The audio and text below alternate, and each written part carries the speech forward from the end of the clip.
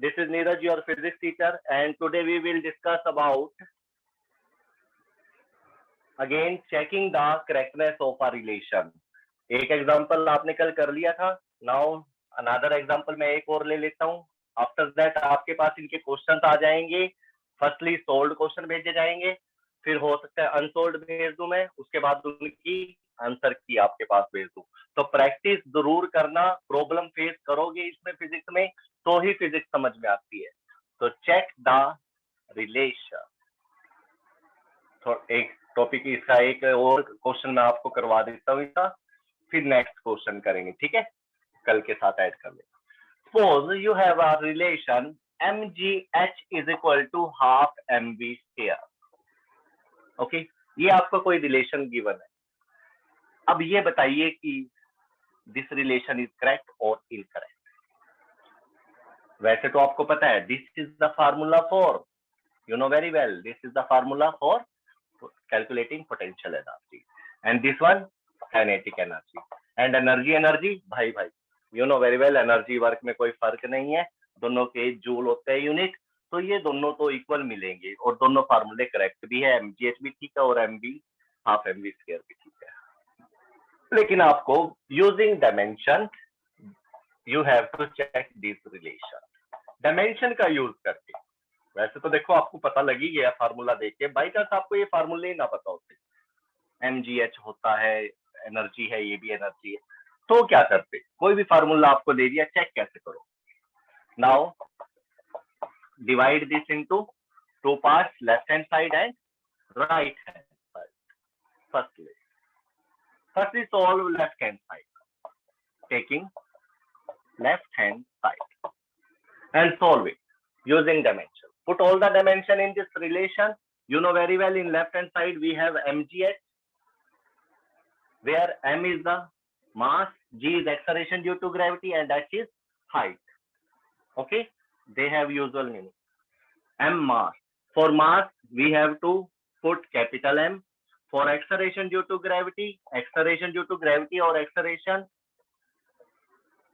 for acceleration we can put LT minus 2. And for height is the distance, one kind of distance is na, that's why capital M. You have to write like this. Now multiply all this. Open this bracket. Now big bracket, square bracket, m term only this right now.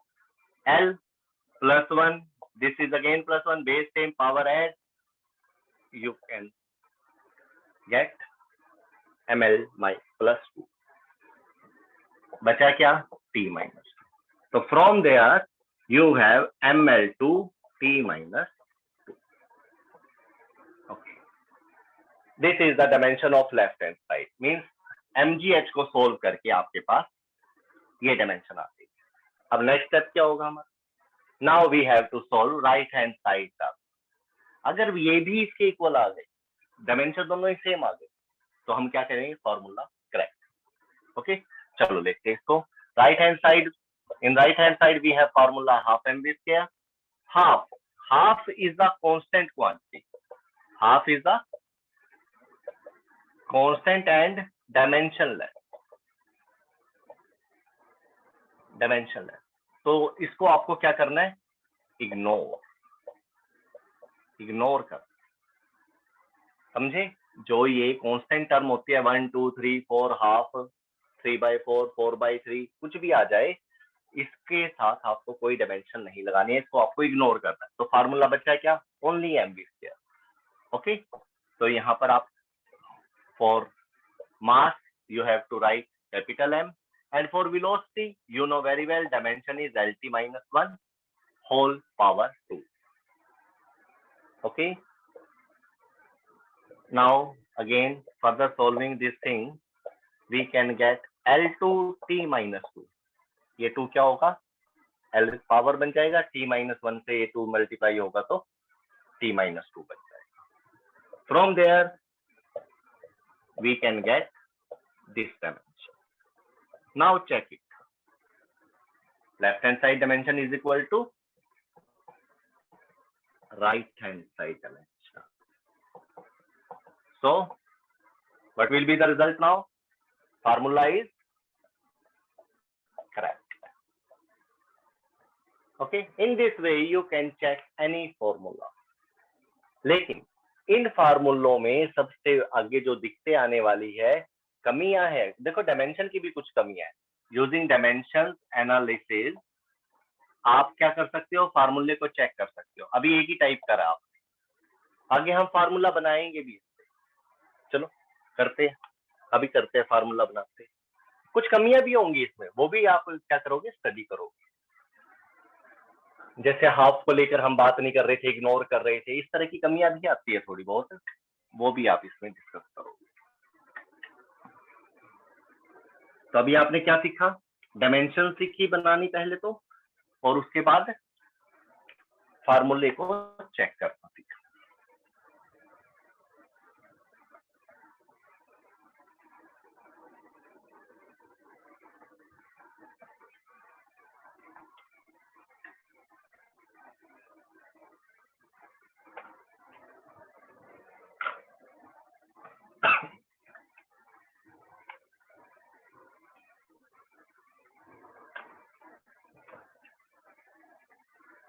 Now next type is type second. You can say type second. हम 4 types करेंगे इसके अंदर.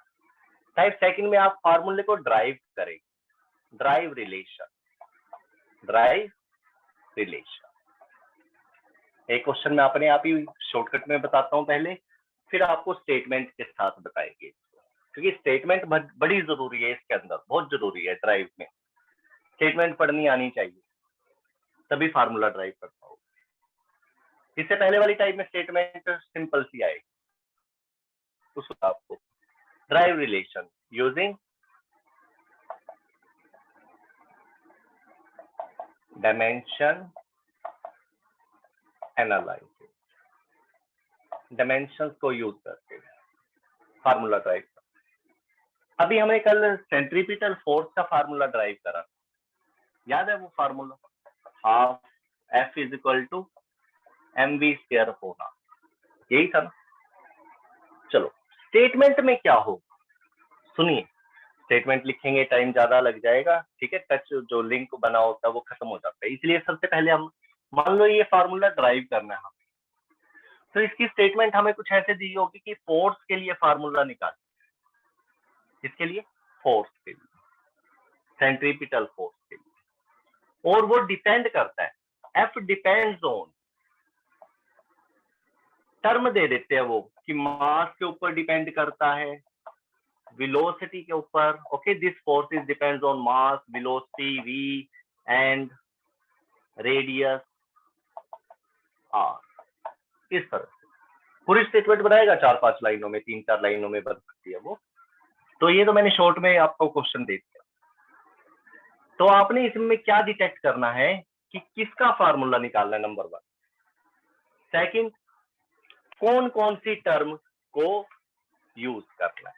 Force के लिए formula आपको निकालना है, ये पता लग गया. गिवन टर्म कौन कौन सी है जिनके बीच में फार्मूला निकालना है, वो ये 3. ध्यान देना, हमने स्टेटमेंट में से एक तो वो देखना है जिसका फॉर्मूला निकालना है, एक वो देखने हैं जिनके बीच में फार्मूला निकालना है. तो फोर्स आपको मिल गया है. यहाँ पे सॉल्यूशन करते वक्त आपको क्या करना है, ये स्टेटमेंट हो गया. स्टेटमेंट में से आपने आइडेंटिफिकेशन कर लिया. Now how to solve, how to derive this relation. तो कैसे करेंगे, सबसे पहले जो टर्म का आपको फॉर्मूला निकालना है वो एक साइड लेफ्ट हैंड साइड पर रखेंगे आप. नाउ प्रोपोर्शन का साइन दे दें, डायरेक्टली प्रोपोर्शन. उसके बाद मेरे को नहीं पता ये मास न्यूमिनेटर में आएगा, डिनोमिनेटर में आएगा, वेलोसिटी कहाँ आएगी, रेडियस आएगा, कुछ नहीं पता.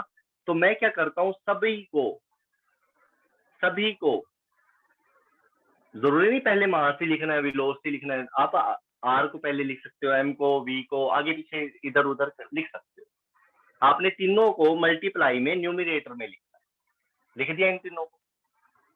उसके बाद आपको इनकी पावर चूज करनी है, कंसीडर करनी है, लेट करनी है.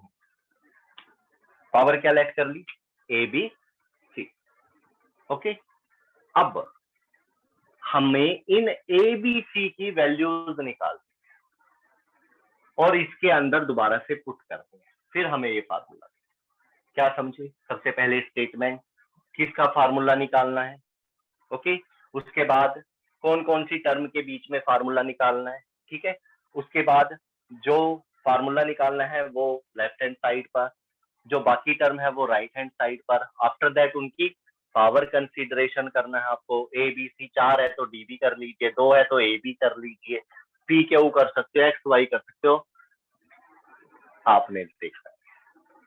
चलो, उसके बाद आप इस एफ को दोबारा से लिखेंगे, इसको इज इक्वल टू का साइन और कोई कांस्टेंट लगा देंगे यहाँ पर के। इसको ऐसे ही लेकर चलना है, ठीक है।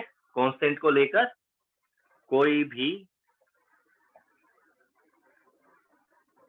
प्रॉब्लम नहीं लेना आपने।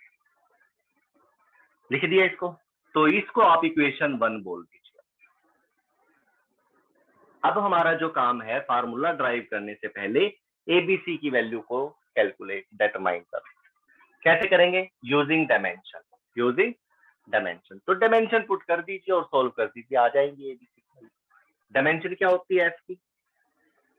MLT -2, जानते हो ना, for force dimension is MLT -2। Learn करनी है ये आपको, पूरी टेबल दूंगा मैं आपको, जिसमें जो मैंने करवाई है वो भी होंगी डायमेंशन और कुछ एक्स्ट्रा भी होंगी। कर सकते हो तो कर लेना, नहीं तो धीरे धीरे जैसे जैसे यूज होंगी आपके सामने आती जाएंगी। लेकिन 13-14 ये जो मैंने करवाई है ये जरूर याद रखनी है आपको, टिप्स पे रखना। के मास के लिए capital M power A for velocity LT -1 power B and for radius capital L, radius circumference perimeter diameter सबके लिए क्या डिस्टेंस ही होती है, हाइट सबके लिए L power C. Okay, any doubt any problem? यहां तक चलेगा, ठीक है। MLT -2, देखिए दोबारा से मैं लिख रहा हूं, इसको सोल्व करेंगे। m raise to the power क्या आ जाएगा? a, इधर से LT -1 होल पावर, b है तो क्या होगा? LB T -b और यहाँ पर LC, सभी को एक ही ब्रैकेट में रख दिया। चलो अब इनको सोल्व करते हैं थोड़ा सा।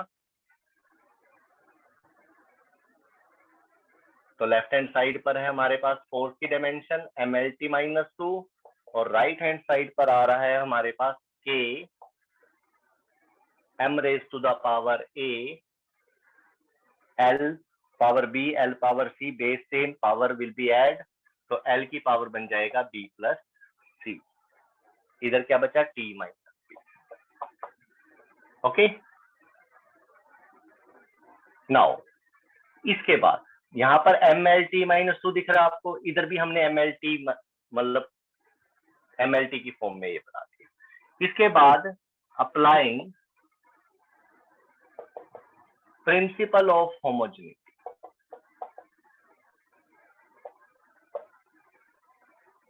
प्रिंसिपल ऑफ होमोजेनिटी क्या होता है? ये principle of homogeneity simple way में समझ लीजिए। Suppose x raise to the power a है और यहाँ पर x raise to the power -2, इसके इक्वल ऐसे दे रखा है। तो अकॉर्डिंग टू दिस प्रिंसिपल आप a की वैल्यू क्या ले सकते हो? -2। क्या ले सकते हो? -2। यानी कि अगर बेस सेम हो, इक्वलिटी में हो, जो इनकी पावर होंगी आप उनको कंपेयर करके इक्वल रखें। ऐसे इधर m की पावर कितनी है? You know very well, +1। इधर m की पावर कितनी है? a, तो आप यहां से लिख सकते हो a की वैल्यू कितनी है? +1। ओके, इसी तरह से l की पावर कितनी है यहाँ पर? +1। इधर क्या है? b प्लस सी, तो from there b plus C is equal to +1। t raise to the power -2, t raise to the power -b, तो -b is equal to, you can write -b is equal to -2. From there, minus से minus cancel, b is equal to 2, a is equal to +1, तो यहाँ पर b is equal to 2 यहाँ पर आप put कर दीजिए, एंड सॉरी b की value, then you can get C is equal to 1 minus 2, C is equal to minus 1. In this way, you can calculate ABC value by applying principle of homogeneity, by solving this, by putting all the dimension in this relation. I hope you are understanding this concept. Okay. अब आपने क्या करना है, इस ए B सी की जो values है वो इक्वेशन फर्स्ट में रखो and you can get, after that you can get formula जो हम चला रखा है ड्राइव रिलेशन. तो एफ इज इक्वल टू के कांस्टेंट है, यहाँ पर कोई इशू नहीं है, ये प्रोपोर्शन हटाकर लगाना है, इसका कोई यूज नहीं है बीच में. m raise to the power we are, you know very well, इस तरह से इक्वेशन है फर्स्ट. पुट करके देखिए आप इसमें के एम, what is the value of A 1, what is the value of B +2 and what is the value of C -1.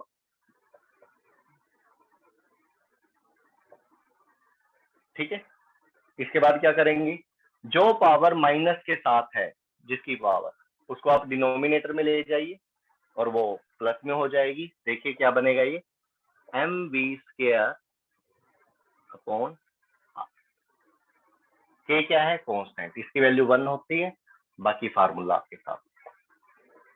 So in this way you can drive any relation, you can calculate any relation.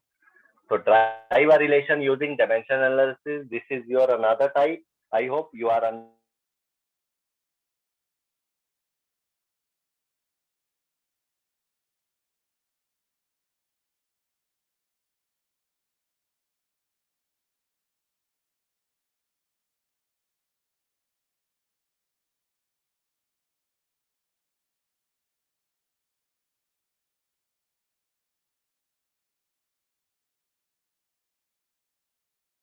मैं statement लिखता हूँ.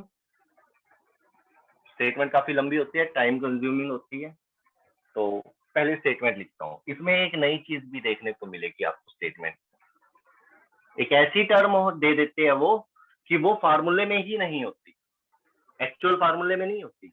जैसे अभी आपने देखा F is equal to mv² upon r था, तो suppose उसमें मैं टाइम भी दे देता तो कि टाइम भी होना चाहिए, तो फार्मूले में तो टाइम के लिए कोई जगह नहीं है वहां पे.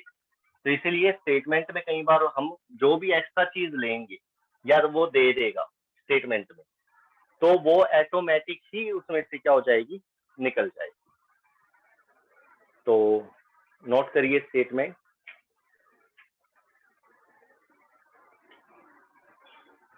Consider a simple pendulum having अ बो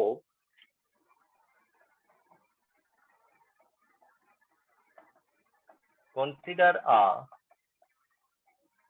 simple pendulum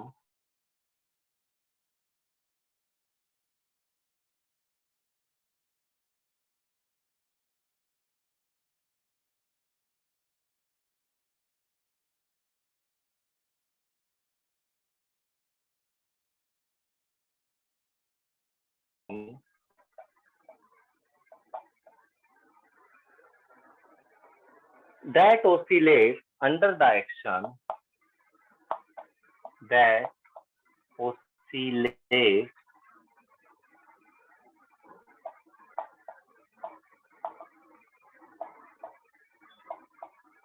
under the action of a force of gravity.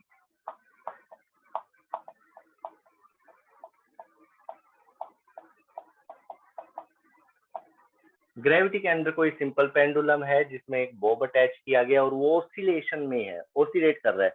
घड़ी के नीचे देखते हो आप, वो पेंडुलम इस तरह से मूव करता रहता है. ठीक है, इस टाइप से simple pendulum. Suppose that the time period of oscillation,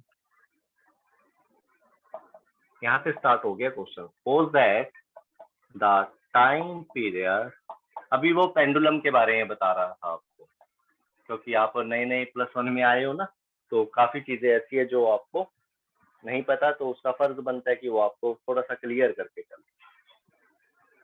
Suppose that the period या the time period of oscillation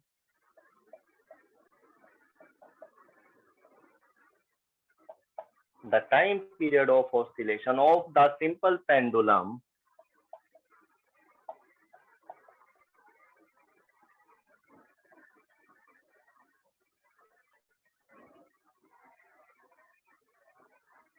depends on its length. Depends on its length. देखो मैं कह रहा था ना स्टेटमेंट बहुत लंबी लंबी चलते हैं इनमें, तो इसीलिए अब स्टेटमेंट लिख के ही बता रहे हैं। Mass of the Bob m, mass of the Bob small m and acceleration due to gravity small g, acceleration due to gravity bracket में स्मॉल जी से नोट करना है आपको इसमें। तो अब drive the expression for its time period, drive the expression for its time period using method of dimension. Use क्या करना है? मेथड्स ऑफ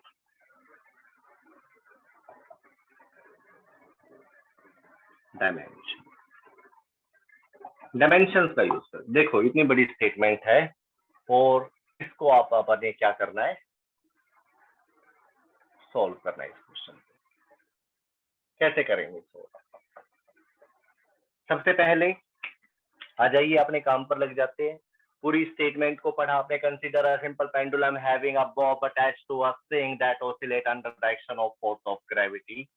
तो यहाँ तक तो सिर्फ वो आपको सिंपल पेंडुलम के बारे में थोड़ा सा बता रहा है। After that suppose that the time period of oscillation, time period के लिए आप टी ले लीजिए, नहीं दे रखा है तो आप खुद चूज कर लीजिए।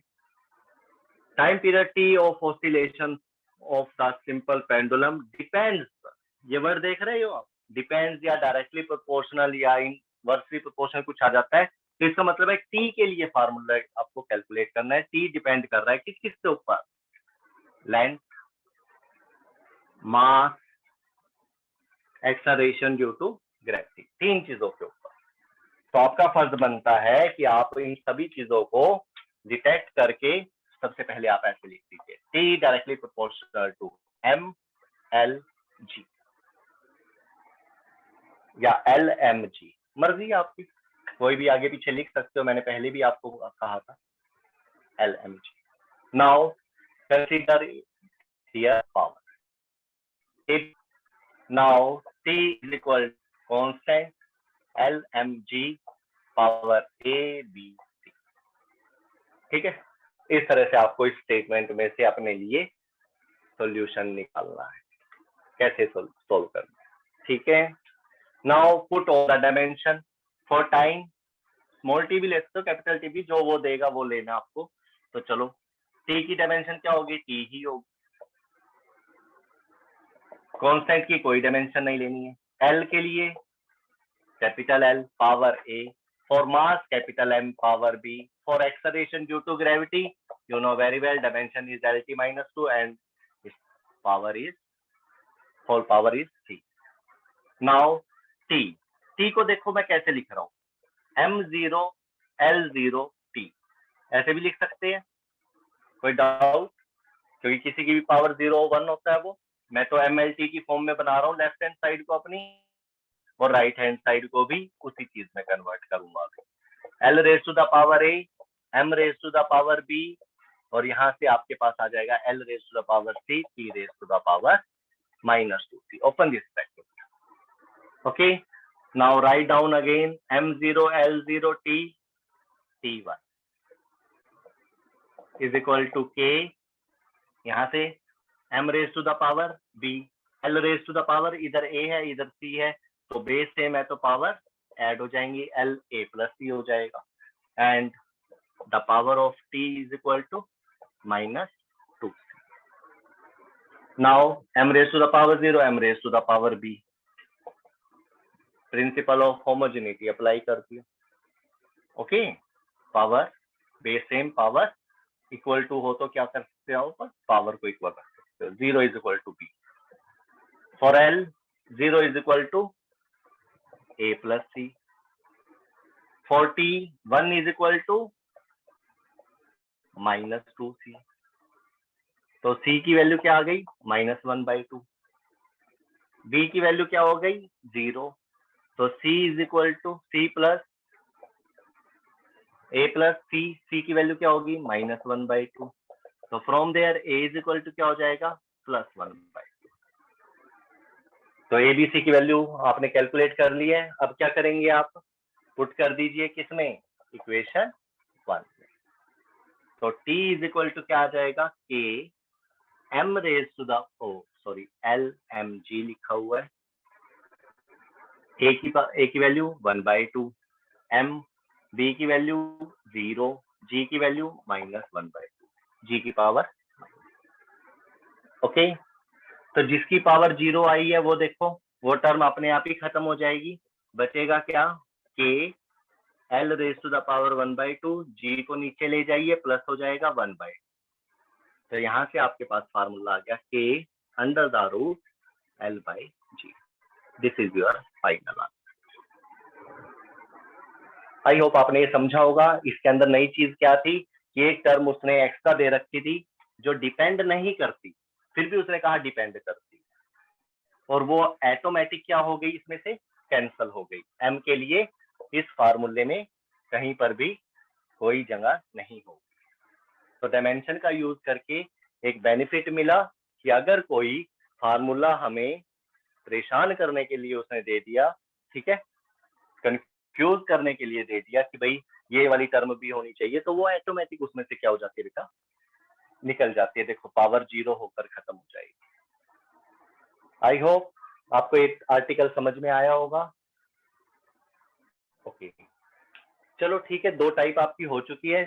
थर्ड टाइप आप क्या करेंगे, जो कल करने वाले हैं थर्ड और फोर्थ, तो मैं उसके लिए आपको थोड़ा सा बता देता हूँ जब तक हमारे पास टाइम है। उसके अंदर आप एडिंग और सब्ट्रैक्टिंग का कंसेप्ट लेंगे। याद रखना, अगर आपको ऐड करनी है, डायमेंशंस ऐड करनी है, तो एक जैसी ही डायमेंशन ऐड होंगी। और सेकंड थिंग, जितना मर्जी बार आप उसको ऐड कर लीजिए, आप सिर्फ उसको एक ही बार लिख सकते हैं या सब्ट्रैक्ट कर लीजिए। फोर्थ, मैंने मास डायमेंशन के अंदर मास को ऐड कर दिया, तो आपका आंसर आएगा सिर्फ m। अगर आप इसके अंदर एक और ऐड कर देते हो कैपिटल M, तब भी आंसर यही है। ऐसे कोई और डायमेंशन ले लो, फोर्स की डायमेंशन ले ली MLT-2, इसमें से आप MLT-2 ही फोर्स की डायमेंशन को ही माइनस कर दो,